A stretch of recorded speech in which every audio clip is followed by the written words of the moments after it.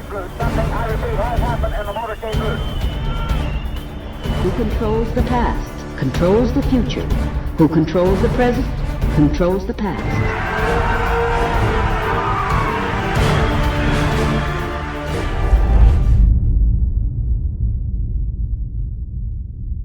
Well, we're about to see some great advances in science and technology in the coming years. How many times have you been lazing about on your couch wishing that you did not have to go to the gym in order to get in shape? Well, that may be coming soon. Exercise in a bottle might soon be a reality. Scientists have been able to map the more than 1,000 changes that physical activity causes in the body, and they're using this to create drugs that have that same effect. These researchers say that exercise is the most powerful therapy for many human diseases, including type 2 diabetes, cardiovascular disease, and neurological disorders. But for many people, exercise isn't a viable treatment option.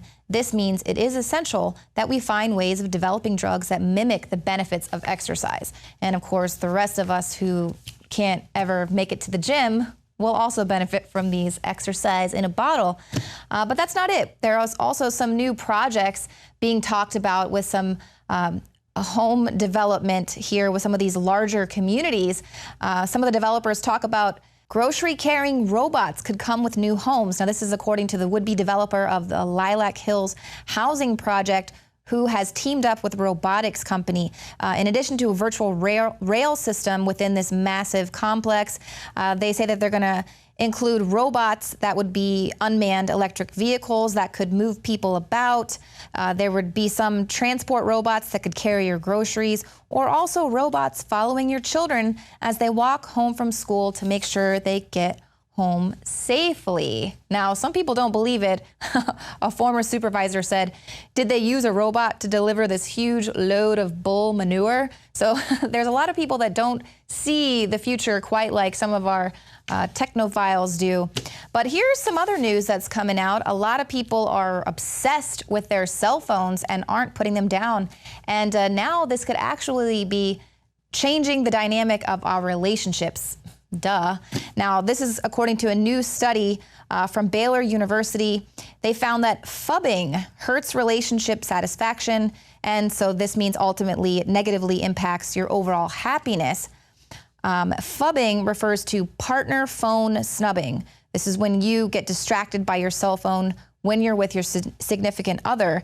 And to find these results, they would see if people included statements like, my partner places his or her cell phone where they can see it when we're together, or my partner glances at his or her cell phone when talking to me, which of course, you see this so often. If you go to a restaurant, you'll see couples that aren't even speaking to each other. They're just on their cell phones. Or if you're at a party, no one's talking to each other. They're just all on their cell phones. So these are pretty astounding results. They're actually confirming that something as common as the cell phone can be undermining the bedrock of our happiness as well as our connection, which is why it's kind of funny that once again, continuously, we have Ray Kurzweil, Google exec, pushing for brain implants so that we can constantly be connected to the internet. So talk about fundamentally undermining your happiness. He wants us to be perpetually connected.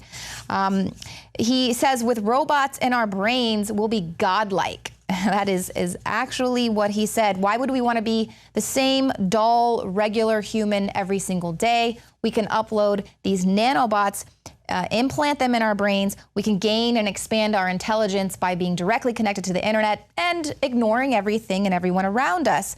But he says, with these nanobots, we're going to be more musical. We'll be funnier. We're going to be better at expressing loving sentiment. Isn't that the exact opposite of what it seems like technology is doing for us now? And I don't really equate robots with, telling jokes. But he says evolution creates structures and patterns that over time are more complicated, more knowledgeable, more intelligent, more creative. So it's moving in this direction that God has been describing as having these qualities without limit. Evolution is a spiritual process and making us more godlike. So now he is really selling that. So let's look at Ray Kurzweil a little bit. Now, in one of his books, The Age of Spiritual Machines, this was his big breakout book, he talks a lot about the elites and what they're going to have to do in the future when humans really are unnecessary. They're going to have all of these systems in place. Of course, all of our jobs will be automated. We're just going to have a mass of humans kind of hanging around that are useless. So he talks about this ruthless elite and what they might have to do to exterminate the mass of the population, or simply alter people's, engineer them to be docile in this new society, to pacify their need for activity. So he talks a lot about this, but what's interesting is that the passage that he uses to quote this in his book is directly taken from the Unabomber's manifesto. That's right, Ted Kaczynski's Unabomber manifesto. So why would Ray Kurzweil be interested in reading that? Well, before the Unabomber was this Luddite who was totally anti-technology, and he wanted to destroy all of the technology that is building this matrix all around us.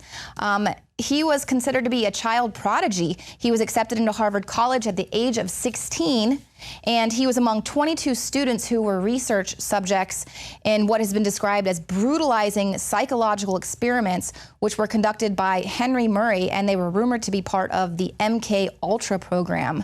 So, of course, it seems reasonable that that would be why Kurzweil would be interested in what he had to say, what insights he revealed in his writings. One such thing you can find in his manifesto. He talks about, it has been established beyond any rational doubt that human thought and behavior have a largely biological basis. As experimenters have demonstrated, feelings such as hunger, pleasure, anger, and fear can be turned on and off by electrical stimulation of appropriate parts of the brain.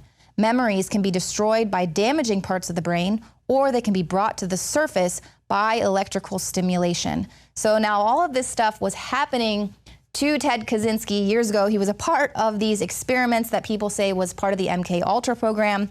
And after that, he became a total technophobe, a total Luddite, wanted to destroy all technology.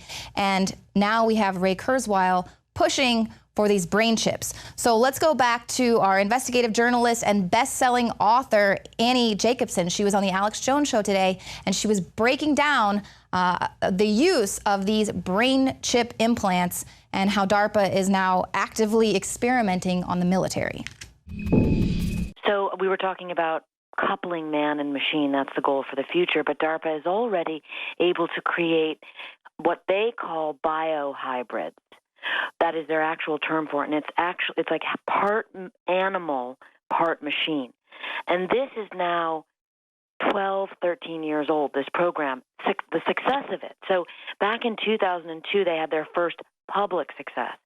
DARPA scientists wired up a rat's brain. These were like with tiny wires the size of human hairs connected to electrodes and also connected to a microprocessor that was sewn into the rat's back like a backpack. Then from 500 meters away, the scientists remotely controlled this rat through a maze, okay? And this process has been ongoing of coupling more animals with machines, and just last year, DARPA scientists did the same thing with a moth. So they inserted the electrodes, these neuroprosthetics, into the moth when it was in its pupa stage. So think that through. It's like this incredible analogy of metamorphosis. So they put the electrodes in the pupa stage, the worm stage, and then the moth, the wings blossom in essence.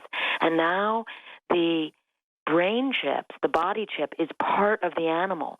And the DARPA scientists were able to steer this Mandica sexta moth that same way. The moth only has a life cycle of 90 days. So it was like a short experiment.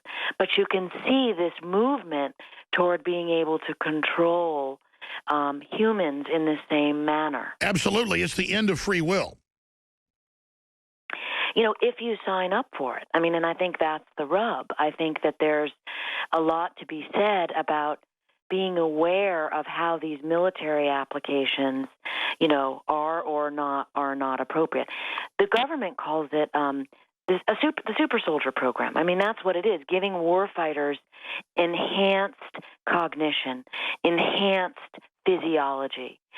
Sure, we all know there's governors lifting weights or marching. They can just flip a switch and you can march 100 miles. Or you can wear the super suit, which, by the way, DARPA has teamed up with Special Forces now to create this Talos super suit. I mean, it does everything. It even has like blood hemorrhage control mechanisms inside of it. Good God.